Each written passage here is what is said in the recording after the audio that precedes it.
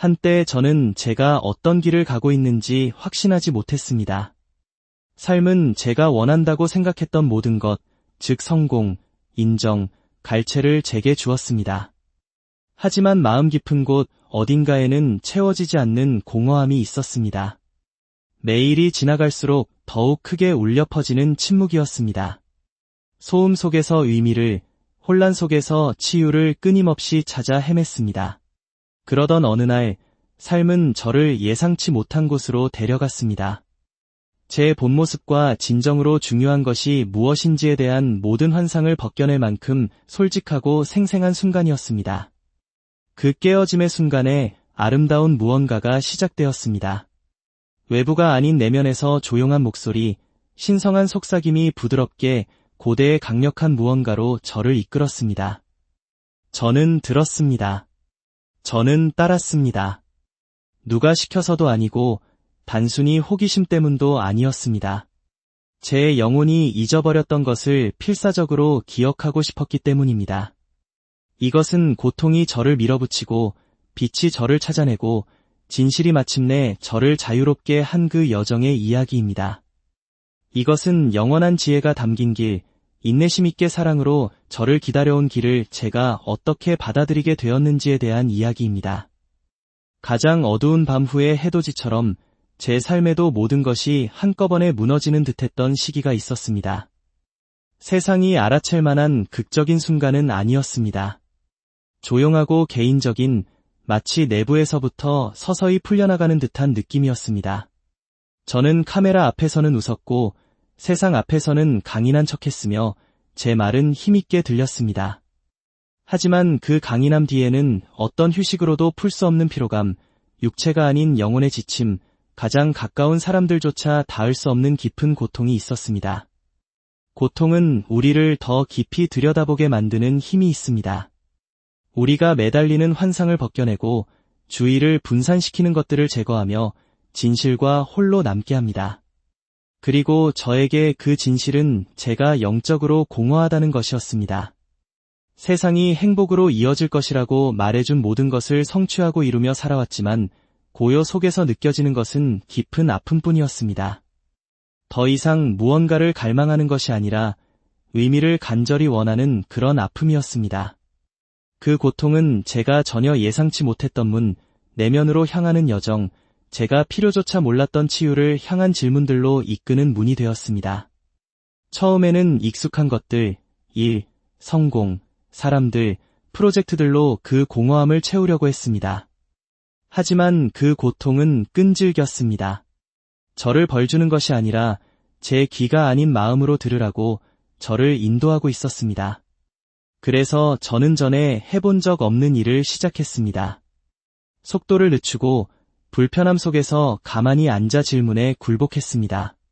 그리고 바로 그때 진정한 여정이 시작되었습니다. 저는 외치거나 설교하지 않고 영혼에 부드럽게 속삭이는 가르침과 지혜에 이끌렸습니다. 저는 다르마, 영원한 목적에 대해 읽기 시작했습니다. 고통은 저주가 아니라 도구, 교훈, 전환점이라는 개념을 접했습니다.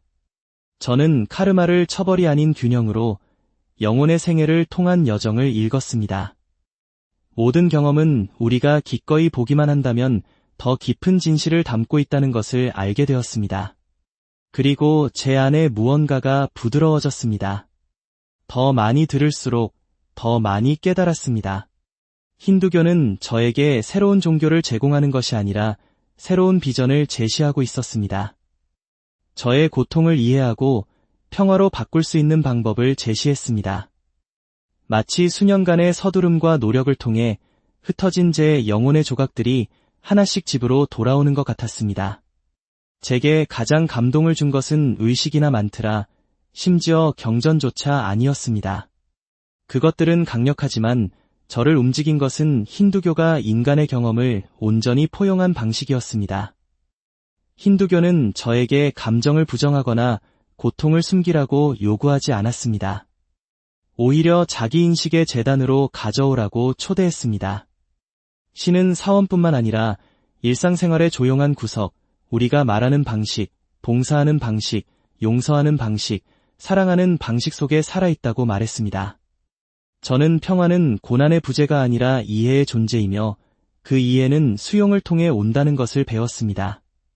제 본 모습, 제가 지나온 길, 삶이 저를 부순 모든 방식에 대한 수용이었습니다. 저는 고통이 결코 적이 아니었다는 것을 깨닫기 시작했습니다. 고통은 스승, 위대한 각성제였습니다. 그것은 제 마음 주변에 쌓았던 벽을 허물고 제 자아를 부드럽게 만들고 다른 사람들과 더 가까워지고 우리가 분리된 존재가 아니라 모두 연결되어 서로의 집으로 향하는 영혼이라는 진실에 더 가까워지게 했습니다. 힌두교 철학은 상처에서 치유로 가는 직선을 제시하지 않았습니다. 스스로 그 길을 걸어갈 수 있는 도구를 주었습니다. 명상은 매일의 수련이 되었습니다. 해야 할 일이 아니라 집으로 돌아가는 것, 고요 속에서 앉아 제가 머릿속의 생각이 아니고 제가 맡은 역할이 아니고 제 과거가 아니고 그 모든 것 뒤에 있는 목격자, 영혼, 인식임을 기억하는 기회였습니다. 그리고 그 인식, 그 고요한 공간의 평화가 항상 저를 기다리고 있었습니다. 저는 삶의 흐름을 더 신뢰하기 시작했고 지연 속에서 신성한 타이밍을 보고 끝맺음 속에서 은혜를 찾고 불편할 때조차 이 순간의 신성함을 존중하게 되었습니다. 저는 초연함의 기술을 배웠습니다. 도피가 아니라 더 자유롭게 사랑하고 집착 없이 주고 매달림 없이 아끼고 두려움 없이 살기 위한 방법으로 말입니다. 그리고 그 내면의 변화가 펼쳐지자 제가 세상에 나타나는 방식도 바뀌었습니다. 야망 대신 의도를 가지고 움직이기 시작했고 보이기 위해서가 아니라 봉사가 기도의 한 형태이기 때문에 봉사하기 시작했습니다. 사람들이 제게 주는 것 때문이 아니라 그들의 신성한 본질 그 자체로 사랑하기 시작했습니다. 이제 제 삶의 모든 부분이 의미로 가득 차게 되었습니다. 영혼의 렌즈를 통해 세상을 보고 있기 때문입니다. 그것이 바로 저를 힌두교로 이끈 여정입니다. 누가 시켜서도 아니고 새로운 것을 찾아서도 아니었습니다. 가장 깊은 고통 속에서 영혼은 부서질 수 없고 우주는 우리의 고난 속에서도 항상 우리를 인도하며 평화는 우리가 외부에서 찾는 것이 아니라 우리 안에서 깨어나는 것이라는 가장 위대한 진실을 발견했기 때문입니다. 삶에서 한때 믿었던 모든 것이 녹아내리기 시작하는 순간들이 있습니다. 스케줄, 계획, 당신의 모든 발걸음을 인도했던 주변의 목소리들이 갑자기 조용해집니다. 중요하게 울리던 전화는 멈추고 초대는 끊기고 당신이 의존했던 세상의 소음은 무겁고 귀를 먹먹하게 하는 침묵으로 변합니다. 그리고 그 침묵은 처음에는 평화롭지 않습니다. 불편하고 당신이 벗어나려고 애썼던 모든 것, 모든 의심, 모든 두려움, 세상을 기쁘게 하기 위해 당신 자신의 목소리를 무시했던 모든 순간들을 되새깁니다. 저는 제가 선택해서가 아니라 삶이 저를 그곳으로 데려갔기 때문에 제 존재의 가장 순수한 상태로 벗겨졌기 때문에 그 침묵 속에 있었습니다. 그리고 세상이 더 이상 말하지 않을 때 훨씬 더 오래되고 훨씬 더 현명한 무언가가 속삭임으로 시작되었습니다. 머릿속의 목소리가 아니라 잊혀진 멜로디가 갑자기 배경에서 울려 퍼지는 듯한 영혼의 느낌이었습니다. 처음에는 이해하지 못했지만 제 안의 무언가는 그것이 신성하다는 것을 알았습니다. 그것은 제가 사람들나 책으로부터 받았던 어떤 종류의 인도와도 달랐습니다. 그것은 시대를 초월한 무언가, 항상 저를 기다려온 무언가였습니다. 그 속삭임은 저를 배다, 기억보다 오래되었지만 제가 읽었던 어떤 것보다 더 적절한 고대 텍스트로 이끌었습니다. 그것들은 명령하거나 선형적인 지시를 내리지 않았습니다. 그것들은 저를 내면으로 초대했고 제 외부의 신이 아니라 제 내부의 신성한 빛을 가리켰습니다. 그것들은 제가 이름과 과거를 가진 단순한 사람이 아니라 의식 그 자체, 영원하고 흔들리지 않으며 온전한 존재임을 상기시켜 주었습니다. 그 단어들과 함께 앉아있는 동안 제 안에 무언가가 변화하기 시작했습니다. 저는 너무나 오랜 세월 동안 답을 외부에서 찾고 결코 진정으로 줄 수 없는 곳에서 인정, 사랑, 목적을 찾아 헤맸습니다. 하지만 이제 고요 속에서 이 고대 가르침들과 함께 앉아있으니 제가 찾고 있던 모든 것이 제 존재의 중심에서 기다리고 있었다는 것을 깨달았습니다. 배단은 저에게 새로운 것을 준 것이 아니라 제가 이미 무엇인지 기억하도록 도와주었습니다. 그것은 우리가 부서진 것이 아니라 우리 자신의 신성에 잠들어 있는 것이라고 가르쳤습니다. 깨어남은 다른 사람이 되는 것이 아니라 두려움, 자아, 환상의 겹겹이 쌓인 껍질을 벗겨내어 우리의 진정한 본성을 보지 못하게 하는 것을 벗어나는 것입니다. 배단은 맹목적인 믿음을 요구하지 않습니다. 경험하고 진실을 느끼고 필요하다면 불 속을 걸어가라고 요구합니다. 그 불의 다른 편에는 당신의 영혼이 항상 갈망해온 자유가 있기 때문입니다. 저는 모든 것을 다르게 보기 시작했습니다. 고통은 더 이상 처벌이 아니라 스승이었습니다. 저를 파괴하기 위해서가 아니라 저를 열기 위해 거기에 있었습니다. 모든 상실은 놓아주는 법을 배우는 교훈이었고 모든 지연은 신뢰하라는 초대였으며 제가 만난 모든 사람은 아직 이해하지 못한 저 자신에 대한 무언가를 보여주는 거울이었습니다. 삶은 더 이상 제게 일어나는 것이 아니라 저를 위해 일어나는 것이 되었습니다. 그리고 그때 진정한 치유가 시작되었습니다. 저는 행복을 쫓는 것을 멈추고 평화를 가꾸기 시작했습니다. 기쁨은 찾는 것이 아니라 인식, 감사, 현재를 통해 창조하는 것임을 배웠습니다. 저는 모든 결과를 통제하려 했던 것을 멈추고 제 마음이 결코 이해할 수 없는 훨씬 더 많은 것을 알고 있는 항상 일하고 항상 인도하고 항상 사랑하는 더 높은 지성에 굴복하기 시작했습니다. 쉽지 않은 날들도 있었습니다. 옛 패턴이 저를 다시 끌어당기려 하고 의심이 폭풍처럼 스며드는 날들이었습니다. 하지만 그 순간에도 전에는 없었던 무언가, 흔들릴 수 없는 내 안의 중심, 터전, 신성한 공간이 있었습니다. 이제 제가 누구인지 알았기 때문입니다. 그리고 일단 그것을 알게 되면 다시는 이전처럼 가장할 수 없습니다. 저는 다르게 살기 시작했습니다. 더 신중하게 말하고 더 깊이 경청하고 다른 사람들이 받을 자격이 있어서가 아니라 제가 평화를 누릴 자격이 있기 때문에 용서했습니다. 세상이 저를 알아주기를 기다리는 것을 멈추고 자아가 아닌 존경심에서 너무나 많은 것을 견뎌내고도 여전히 일어나기를 선택한 영혼에 대한 존경심에서 저 자신을 존중하기 시작했습니다. 그리고 저는 심오한 것을 깨달았습니다. 영적인 깨달음은 거창하고 극적인 순간이 아니라 조용한 펼쳐짐, 일련의 선택들, 진실을 직면하고 미지의 것을 받아들이고 진정으로 존재하는 것은 결코 사라지지 않는다는 것을 신뢰하려는 의지입니다.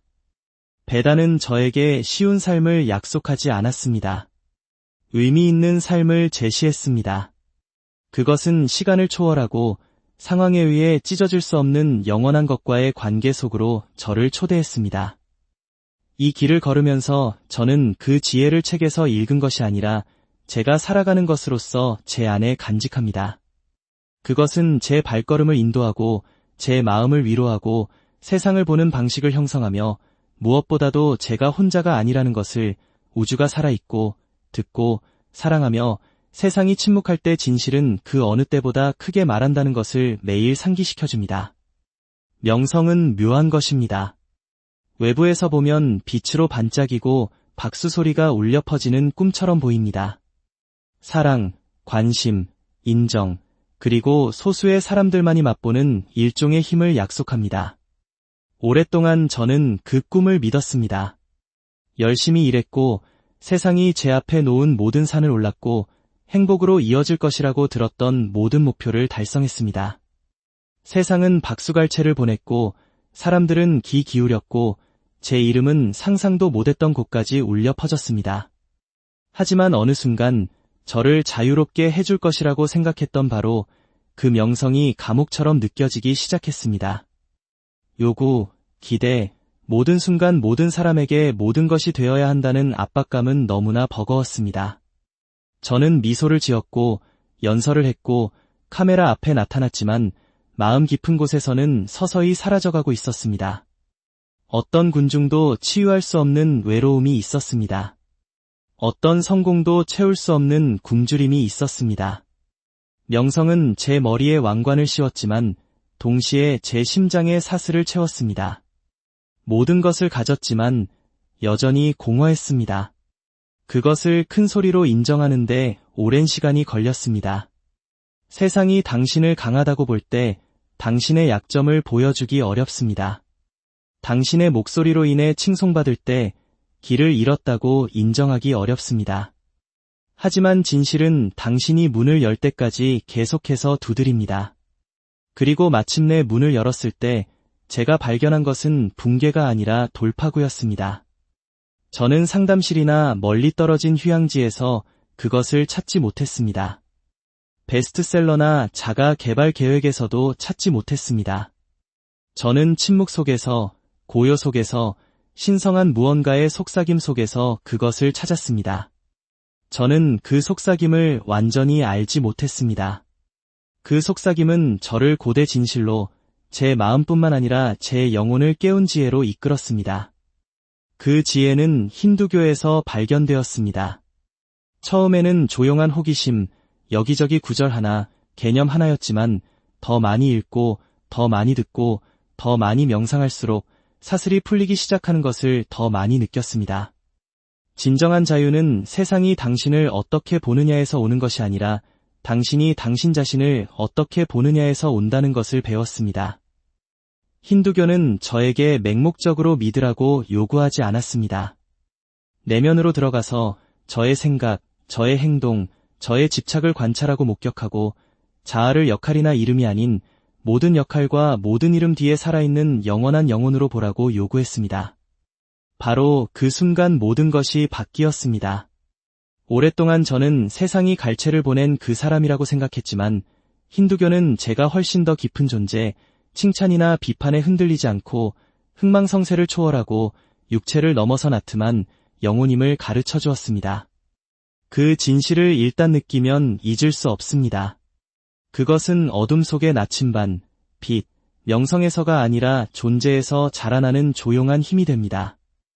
이 길을 받아들이면서 사슬이 끊어지기 시작했고 남을 기쁘게 해야 할 필요성, 판단에 대한 두려움, 관심에 대한 갈망은 한 번에가 아니라 조금씩 사라졌습니다. 삶으로부터가 아니라 환상으로부터 초연해지는 법을 배웠습니다.